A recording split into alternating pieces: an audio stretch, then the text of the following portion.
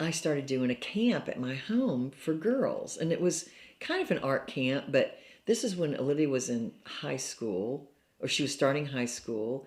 And, so I'd have these girls come to the house and, they paid to come to my camp and we'd do art projects and we would swim and we'd just have a great time all day. And that went on for 12 summers.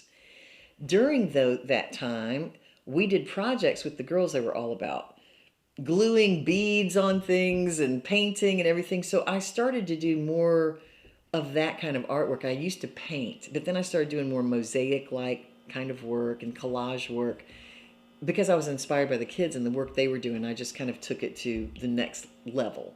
And anyway, I just started doing some of that kind of artwork and met people that wanted to put me in their shows, and then I looked for other opportunities to be in some shows, and I really wanted to come back to Fairhope, to the area in some way to kind of reestablish myself and reconnect here as a professional artist, or just as someone that was from the area and was coming back in this way. So I ended up getting this show at the Eastern Shore Arts Center, and I remember going to talk to, what's her name, Eileen?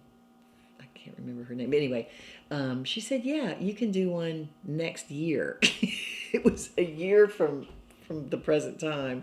And she took me in this big room, and it was huge.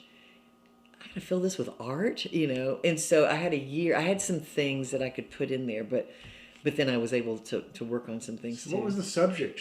Well, I called it Shine because I did some work with light bulbs. I did some work with a lot of broken glass mosaic-like pieces that had a shine to them.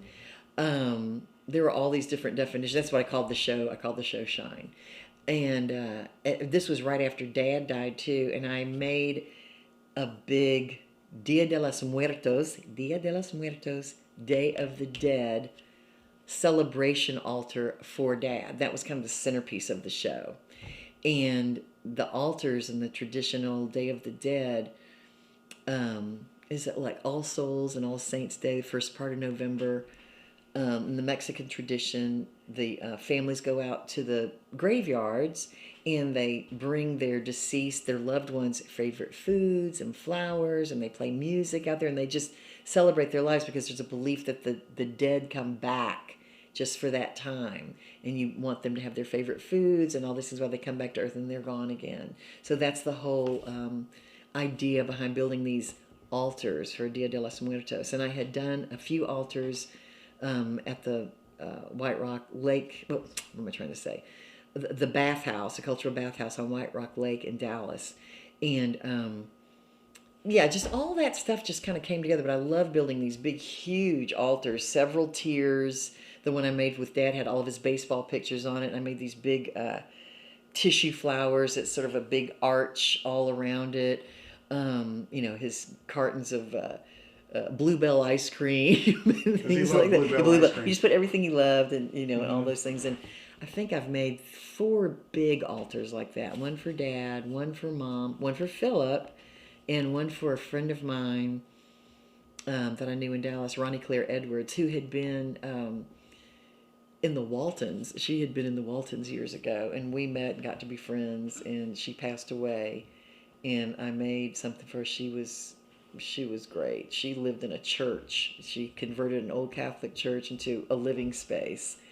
And she had big circus posters in there, big disco ball hanging from the ceiling. And yeah, she was very creative, was a writer, an artist, and yeah, she just did a lot. And you're still doing art. Too. I'm still making art. But I think I really love more than making the art. Well, I love making the art, but I consider my homemaking and my decorating of my home in Dallas and in this house, the Flying Mermaid Cottage. It's kind of like being in my own little world, my own little art world, So I like decorating and putting all that stuff together. So, yeah. But a lot of beads, broken glass,